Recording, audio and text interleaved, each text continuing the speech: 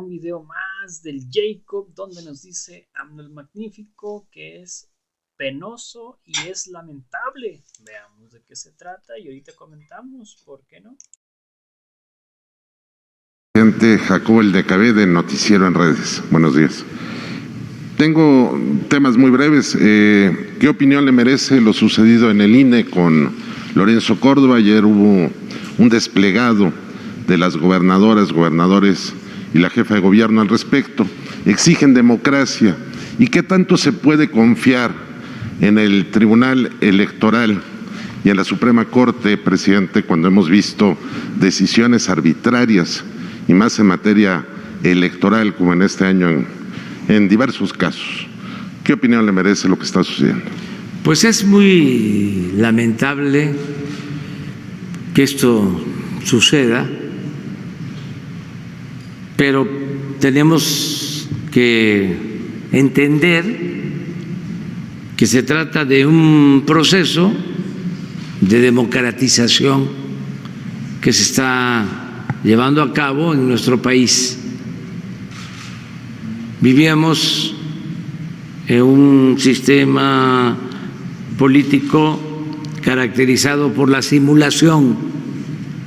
Se hablaba de democracia en el discurso, pero en los hechos predominaban las actitudes antidemocráticas. Y esto es lo que se está exhibiendo, esto es lo que se está poniendo al descubierto.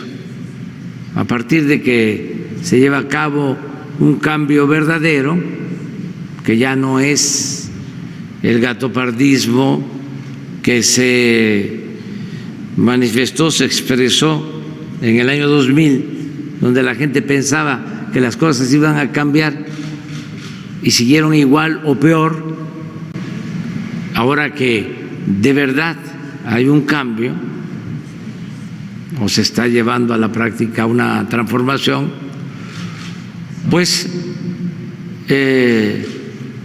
se quitan la máscara muchos en todos los ámbitos, en el periodismo, en la academia, en la intelectualidad, en el servicio público.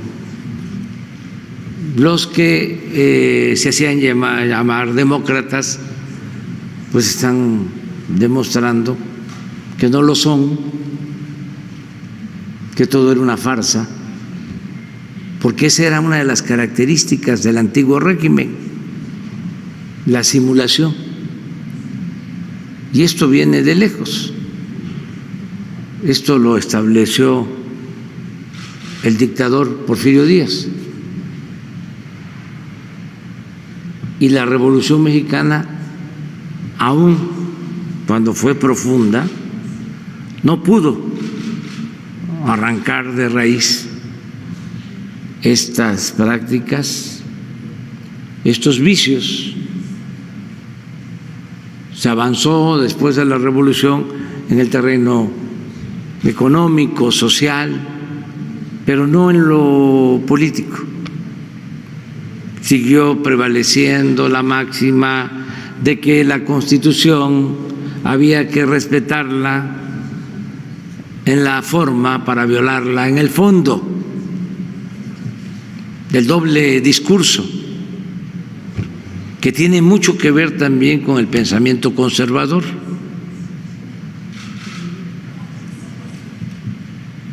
Siempre lo he dicho y estoy convencido de que la verdadera doctrina del conservadurismo es la hipocresía.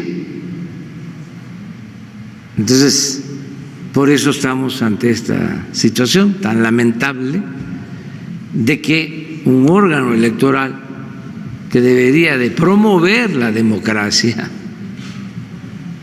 se ha dedicado a obstaculizarla. Incluso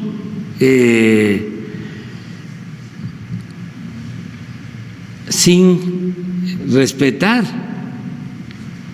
el mandato constitucional, en la esencia, en el espíritu. Lo demás es secundario, de que si tienen presupuesto o no tienen presupuesto. Aquí lo fundamental es que la Constitución obliga a que si se cumplen requisitos que establece la ley, se tiene que llevar a cabo una consulta para hacer realidad el método de la revocación del mandato. Si eso no se quiere cumplir y se utilizan excusas, pues es parte de la simulación de siempre y exhibe el papel que jugaron durante mucho tiempo todos estos personajes. El presidente del INE era el comentarista sobre temas democráticos y electorales de un programa especial también de otra periodista que en ese tiempo actuaba de manera independiente con una postura distinta, la conductora Carmen Aristegui. De ahí surgió el presidente de el INE,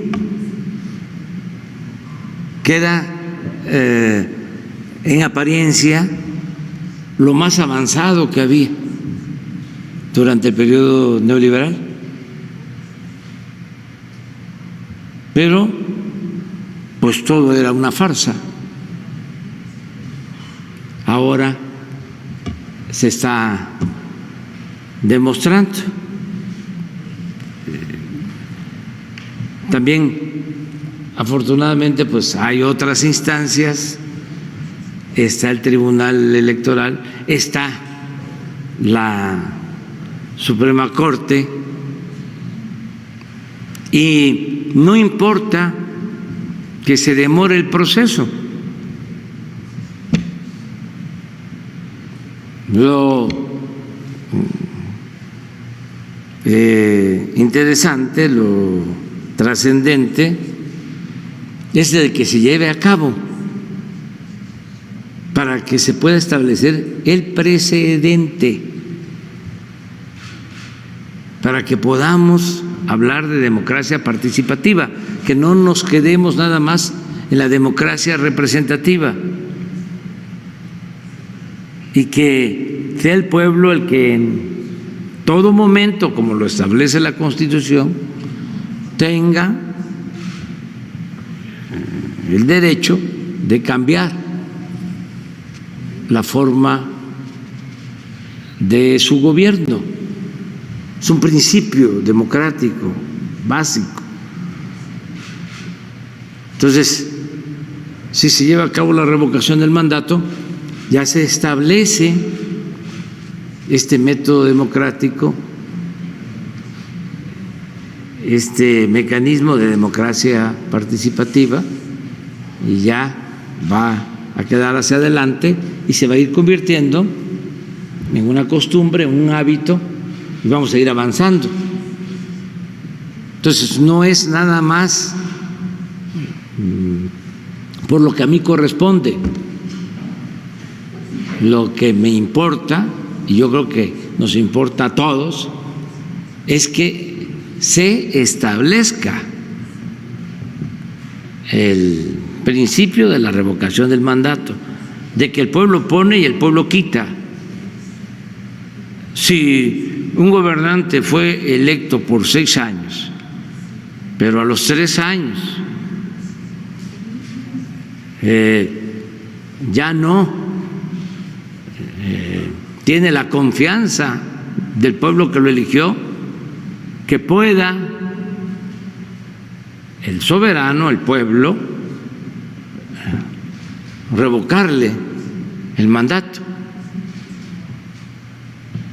Esto es parte del avance de la democracia, de hacer cada vez más eficaz la democracia, ir repito, de la democracia representativa a la democracia participativa.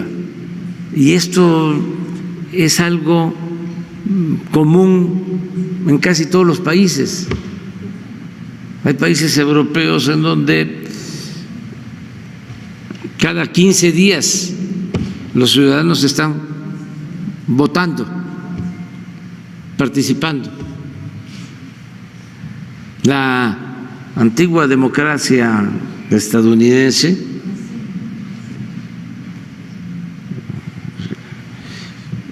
los fundadores de esa gran nación establecieron la democracia participativa.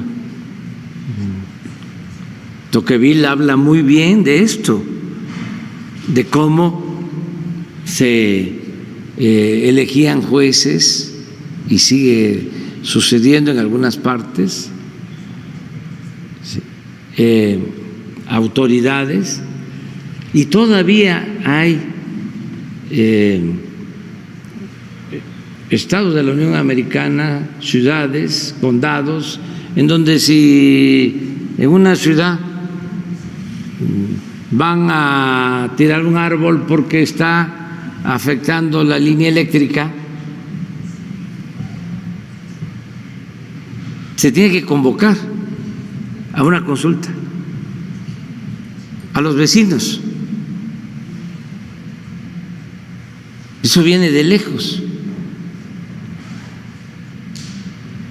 Entonces,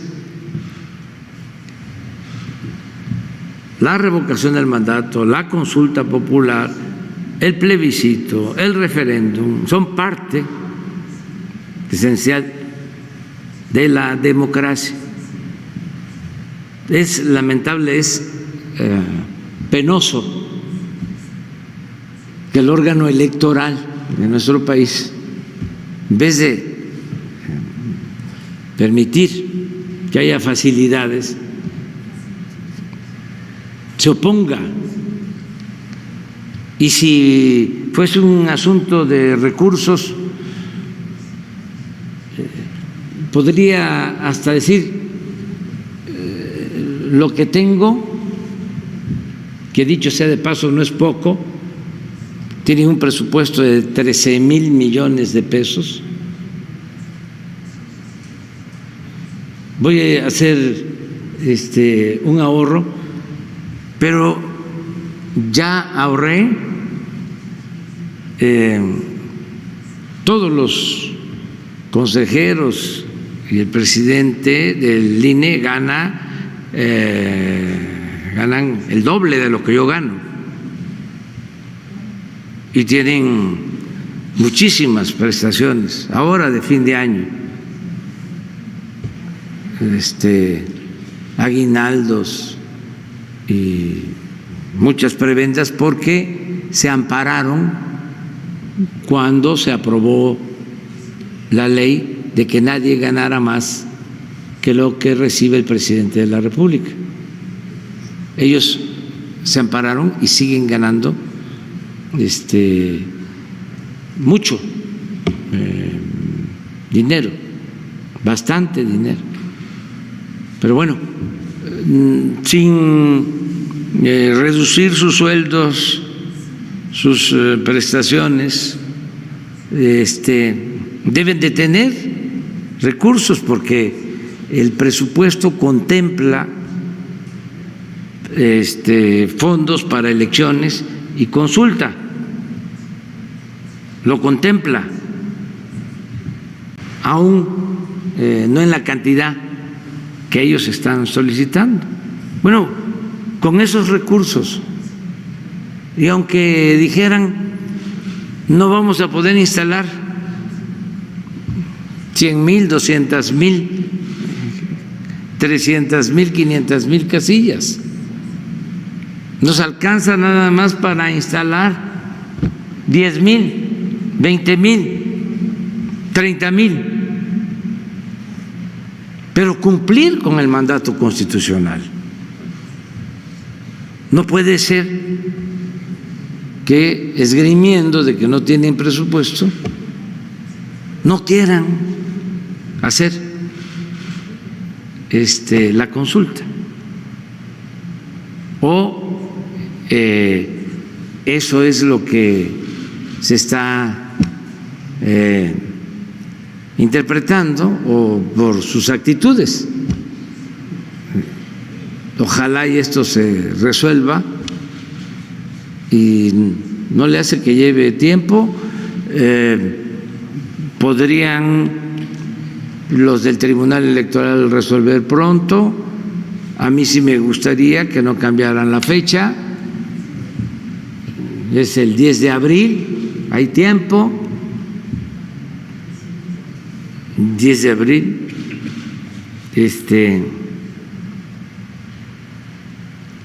que se hiciera antes de las elecciones de mediados de año,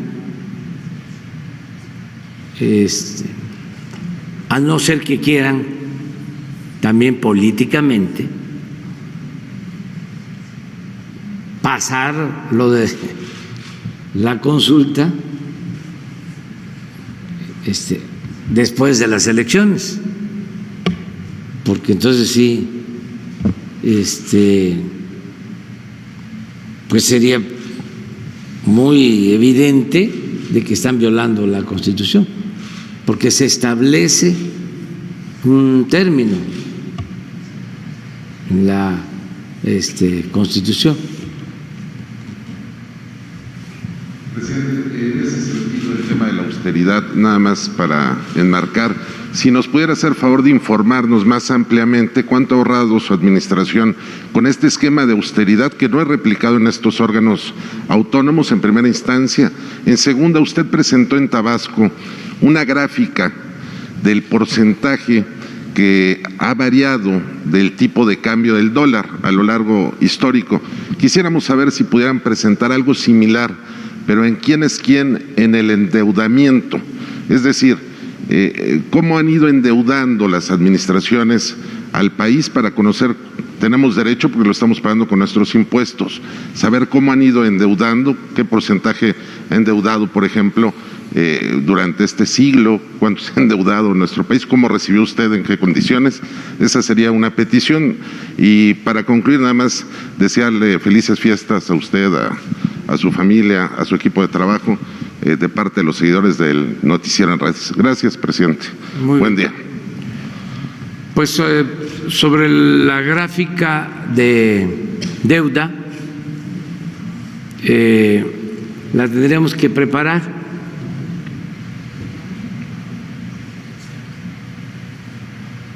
Sí tenemos la de depreciación del peso a lo largo de los años, del 34 a la fecha.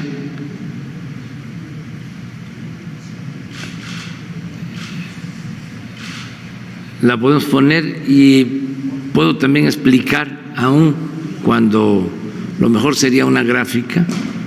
Este es lo que tiene que ver con el tipo de cambio.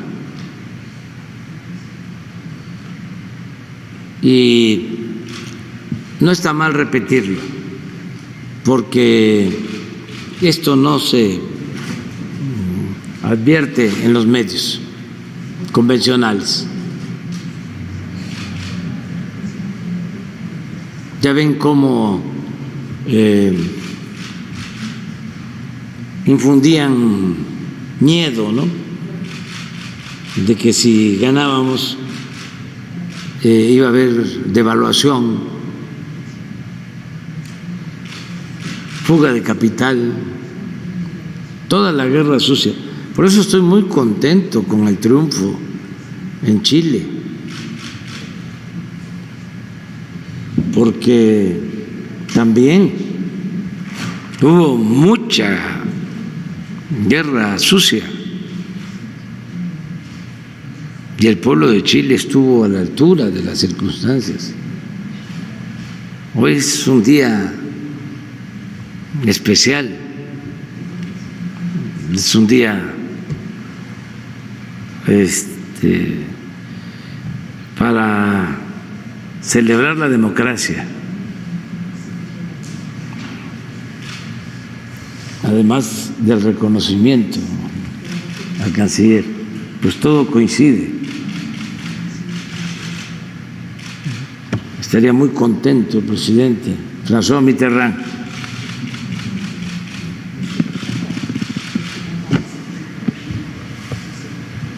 Pues esto es.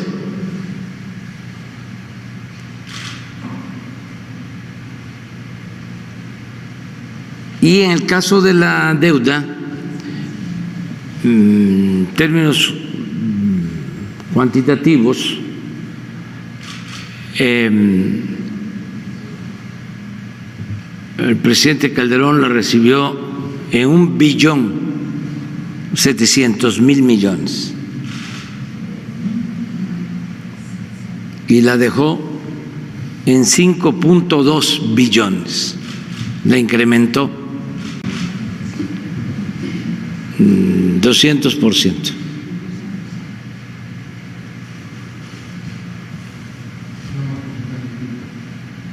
Esto es con relación al porcentaje del PIB.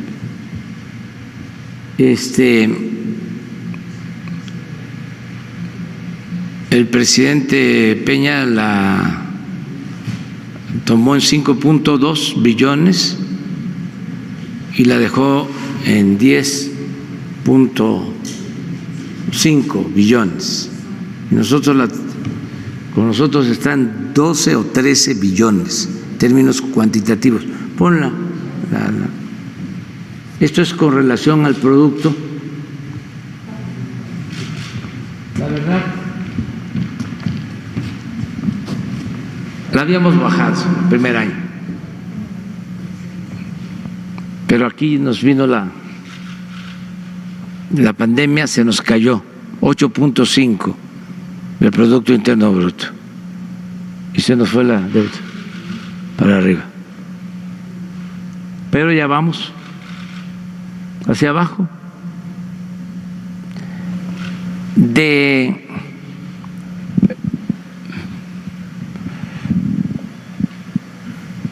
Calderón a ver si no nos mandan el último corte de deuda. De acuerdo al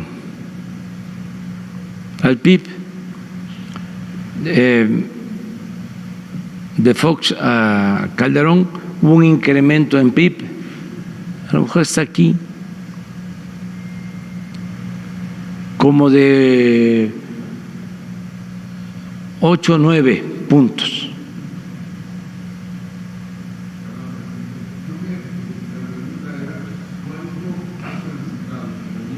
No, nada.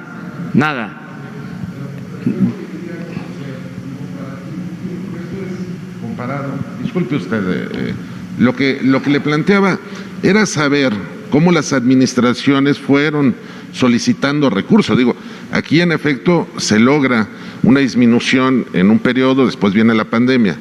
Mi planteamiento era cómo fueron endeudando de manera progresiva los gobiernos y cuánto usted ha endeudado al país, si en su caso lo hubiera hecho, tomando en cuenta que usted atravesó la etapa de la pandemia. Digo, no hemos solicitado deuda adicional. La mayoría de los países del mundo con la pandemia contrataron deuda. México no. Y lo otro que es importante, México es el único país, hay otro país en el mundo que no redujo su recaudación. O sea, sus ingresos en términos reales no se cayeron con la pandemia. Eso solo nuestro país. Y lo podemos probar. Ahora, ¿cómo lo hicimos? Eso es interesante. ¿Por qué no nos endeudamos? ¿Por qué no se nos cayó la recaudación? Porque una de las primeras medidas que tomamos, además de combatir la corrupción, fue cancelar las condonaciones de impuestos a las grandes corporaciones que no pagaban impuestos. Las grandes empresas y los bancos. Aunque parezca increíble. Esto que sucede en otras partes, lo escuché ahora como una queja, un lamento, una inconformidad del presidente Biden, que con toda sinceridad me expresó de que hay en Estados Unidos grandes corporaciones que no pagan impuestos o que no pagan lo que les corresponde de contribuciones. Y yo le expliqué que nosotros ya resolvimos ese problema.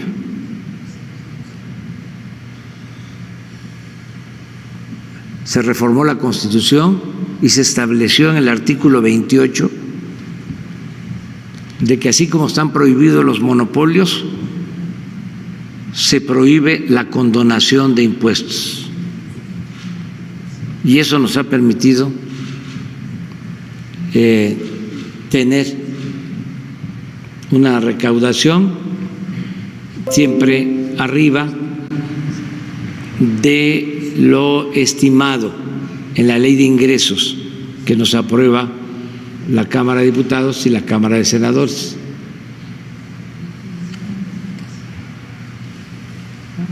Hace 2 días me informó la directora del SAT, que es la encargada de los ingresos, que en una operación de una empresa telefónica, esta empresa, y te los reconozco, pagó 28,000 millones de pesos.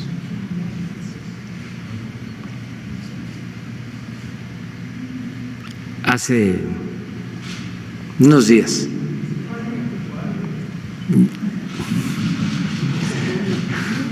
Poco a poco, nada más quiero cerciorarme si ya cayó el cajón. Ya no es cajón, ahora todo es electrónico. Pero les vamos a informar. Y también en la fusión de Televisa con Univisión, 15,000 millones de pesos, más que no alcanzó para que nos pagaran este fin de año. Hay el compromiso de que a principios del año próximo nos pagan. Entonces, esto es lo que hace la diferencia. Ya no hay privilegios fiscales. Era una gran injusticia el que todos pagábamos, hasta el campesino más pobre. Desde luego el trabajador pagaba impuestos, el campesino, porque en todo lo que se compra va incluido un impuesto, el IVA, Y el trabajador tiene un descuento por impuesto sobre la renta. En conjunto, los trabajadores aportan más impuestos sobre la renta que las empresas. Y es una gran injusticia que todos estemos contribuyendo y que había como una casta divina, un grupo privilegiado que por influencias no pagaban impuestos. Eso es también lo bueno de la democracia, el que no haya gobiernos de minorías, el que el gobierno no esté al servicio de un grupo, que no sea un comité al servicio de una minoría, sino que es un gobierno que represente a todos, a ricos, a pobres, no un gobierno faccioso. Eso es lo que a nosotros nos ha ayudado mucho y nos ha dado muy buenos resultados, y eso da confianza. Somos el principal socio comercial de Estados Unidos. Está creciendo la inversión extranjera como nunca. Llevamos 3 años en el gobierno y 2 años inversión extranjera récord.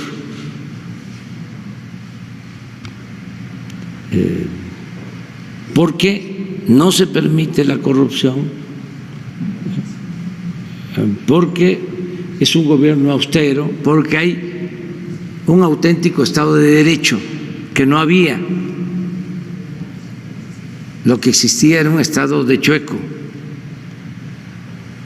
Entonces, todo esto le está dando mucho prestigio a México y genera mucha confianza. México es de los países con más oportunidades para invertir, para hacer negocios.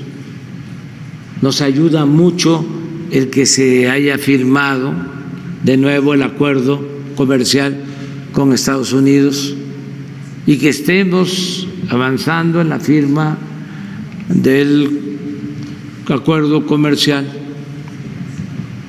con la Unión Europea.